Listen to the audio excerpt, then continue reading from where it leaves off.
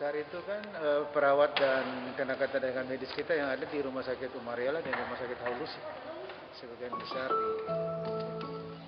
jadi dengan terpaparnya mereka terutama yang di dua rumah sakit milik pemerintah provinsi itu membuat beberapa waktu lalu kita terpaksa sterilisasi, tidak menerima pasien.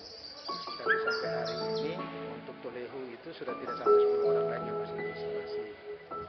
Kemudian di Rumah Sakit Haulusi juga sudah mungkin tidak ada 10 sampai 15 orang ya pastinya. Jadi yang sebagian besar itu tenaga medis yang terpapar dari 128 tenaga medis. Sisanya itu ada beberapa pegawai kita di sini. Dengan eselon 2 itu? Eselon 2 kan kita sudah berapa orang? 3 orang ya.